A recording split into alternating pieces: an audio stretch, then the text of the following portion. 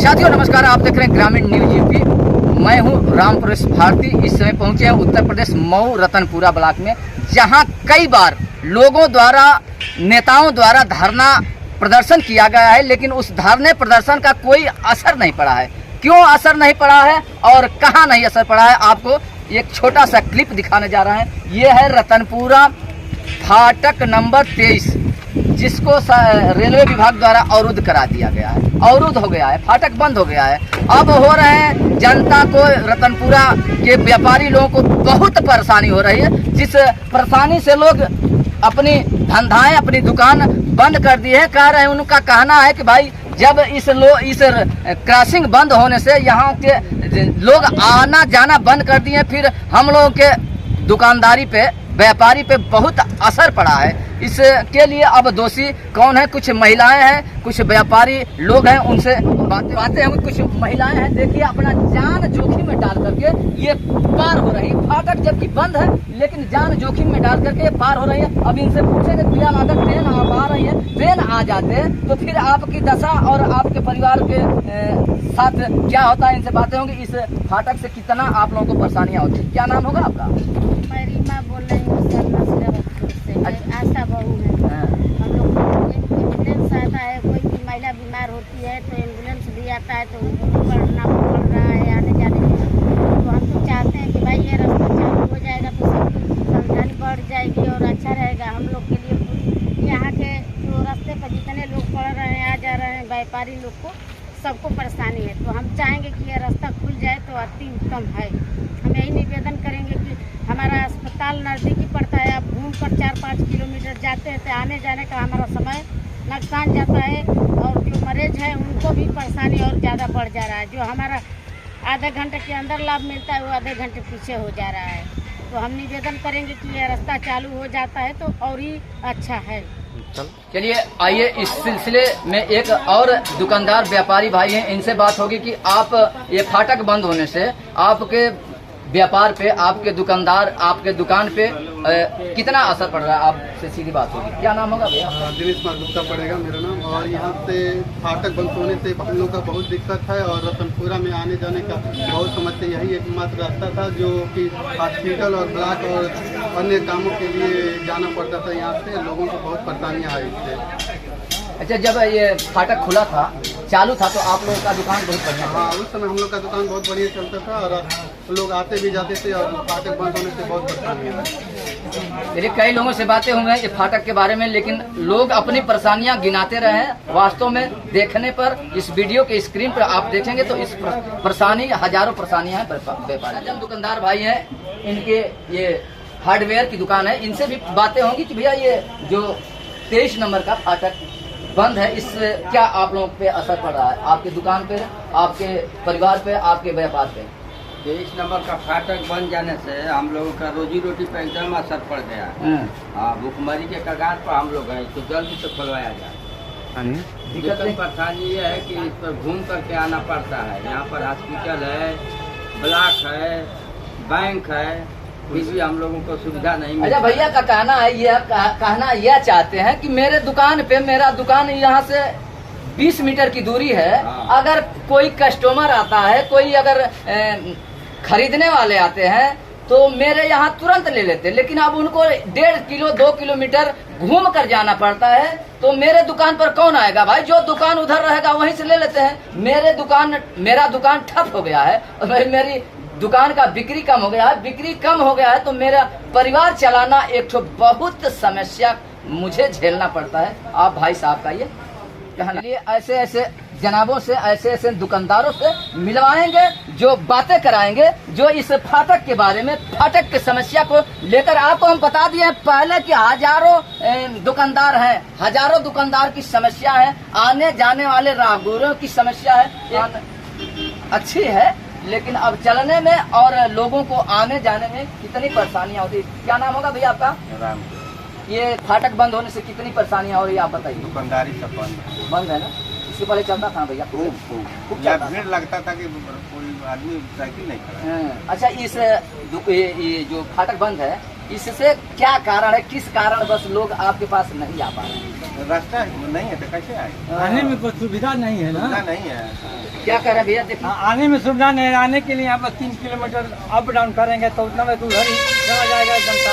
इधर तो अच्छा आ भैया, नहीं पाएगा। तोहरी के दुकनिया पर आवे खातिर खूब घूम के आवे, घूम के आओगे बस। हाँ। 2-3 किलोमीटर काहे घूम के के क्यों हुआ है तो आओगे। काहे करे हमारे दुकानिया पर 3 किलोमीटर चल के, जबकि 10 मिनट का रास्ता का 3 किलोमीटर चल कर आने। अच्छा, ये दुकान अगर उधर होगा तो लोग वहीं ले लेंगे, वहीं ले लेंगे। आपके पास आने की जरूरत नहीं है। इसमें हॉस्पिटल है, बैंक है, दोषी कौन है? ब्लॉक दोषी तो है यहाँ के ग्राम प्रधान रहलन हाँ। और यहाँ के कोई लेखपाल थे। हाँ। वो लोग बिना जाने सुने यहाँ का प्रपोजल दे दिए और लिख दिए ताकि यहाँ जनता की कोई अच्छा जरूरत नहीं भैया, है। दुकानदार भैया, ये रेलवे विभाग है। रेलवे विभाग दूसरा रहता है, वो अपने मन का ही काम करते हैं। वो रेलवे विभाग, उसमें प्रधान का और लोगों का कोई दाल नहीं करता। सबसे राय ले करके हाँ। और ये रास्ता को बंद कराया गया। आखिर इधर रास्ता बंद हो जाएगा तो जनता को परेशानी होगी कि नहीं होगी? हाँ। तो उन्होंने बोल दिया कि ये रास्ता बंद हो जाएगा, उधर से खुला है तो रास्ता से चला जाएगा। अभी किसी का हॉस्पिटल में जाना हो आपको बता तो क्या दें कि करना? रेलवे विभाग गति हाँ। जो संचालक करते हैं, जो चालू करते हैं, गति विभाग आया था, गति शक्ति विभाग आया था। यहाँ बहुत बड़ा हंगामा हुआ था। लोग धरने पर पड़ गए थे कि भाई इस फाटक को चालू किया जाए। उन्होंने आश्वासन दे करके गए दुकानदार भाइयों को, व्यापार भाइयों को, राहगीर भाइयों को कि आप लोगों की समस्या का निदान जल्दी होगा, लेकिन अब तक नहीं हुआ। अब जल्दी कब होगा? और लोग हैं। चलिए, एक बुजुर्ग व्यक्ति हैं, इनको बहुत अनुभव होगा। आजादी से पहले के लोग बता रहे हैं कि आजादी से पहले ये रेलवे फाटक बना था, जिससे लोगों को आने में बहुत सुविधा थी। लेकिन अब वर्तमान समय में फाटक बंद हो गया रेलवे विभाग द्वारा। ये बताएंगे चाचा। रेलवे फाटक बंद हो गया है 23 नंबर का, इससे लोगों पर कितना असर पड़ रहा है? नाम क्या होगा चाचा आपका? शर्मा जी, रतनपुरा। कहना यह है कि जो रेलवे का पूर्वी फाटक है, यह रेलवे प्रशासन ने बंद कर दिया है। इसके कारण आम पब्लिक को बहुत ज़्यादा परेशानी हो रही। बच्चों को परेशानी, औरतों को परेशानी, कर्मचारियों को परेशानी, इधर विद्यालय है, गांव है, तमाम सबको बहुत परेशानी हो रही है। लेकिन इस फाटक के प्रति रेलवे और सरकार का रवैया बड़ा ही प्रतिकूल। चलिए, आपको 1-2 सेकंड रोक रहे हैं। बातें आपको बता दें, बहुत मार्के की बात बता दें। एक महिला मिली थी, उन्होंने कह रही थी कि इस फाटक से हम लोग को बहुत परेशानियां हो रही थी। वो कह रही थी कि हम आशा हैं, किसी प्रसव, किसी गर्भवती महिला को हम लेके जाते हैं तो मुझे 3 किलोमीटर घूमना पड़ता है। 3 किलोमीटर घूमने का एक बहुत नुकसान उनको हो गया। एक महिला की मौत हो गई। अब और बातें होंगी। हाँ, तो हमारा प्रशासन से या सरकार से यही डिमांड है कि इस फाटक को 50 आश्वासन मिल चुका है कि खुलवाएंगे। सरकार दे रही है, सिपाही लोग, अधिकारी लोग, लेकिन इस पर क्रियात्मक काम कुछ नहीं, 1% बजट नहीं आ रहा है।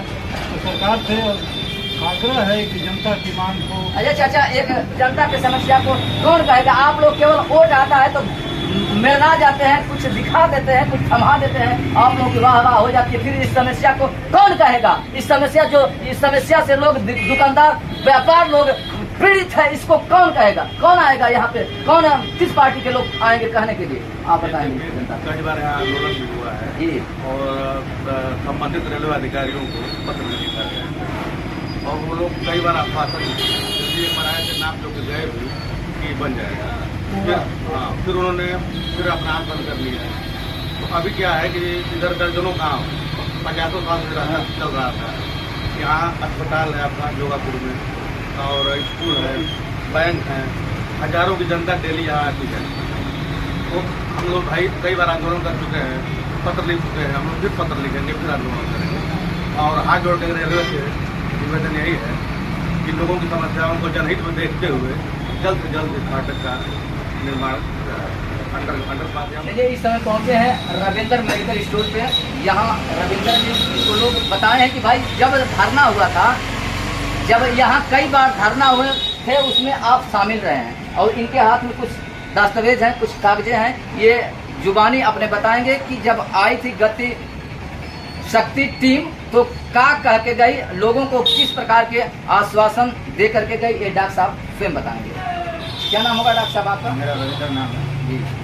और हम लोगों का कहना भी यही है कि मतलब जब ये जो अच्छा, जनताओं का कुछ लोग थे वह कह रहे थे कि सबसे डिटेल अब इस रेलवे फाटक के जो फाटक नंबर 23 है पूर्वी, उसके बारे में आपके पास डिटेल है। लोगों द्वारा बताया गया कि आप चले जाइए डॉक्टर साहब के पास, वह धरना में जितने भी अनशन हुए हैं उसमें आप शामिल हैं, इसलिए कि किसी न किसी पार्टी से मिले हैं और आप उस अनशन में उस धरना में शामिल हुए हैं। कुछ आप जाते हैं, कुछ बात करेंगे। देखिए, हम लोगों ने जब यहाँ बंद हुआ, ये फाटक आज़ादी से पहले का था, लेकिन जब ये बंद हो गया तो हम लोग गए, मैं गया, मनु प्रजापति थे, मनु यादव थे, हम लोग गए वहाँ पर।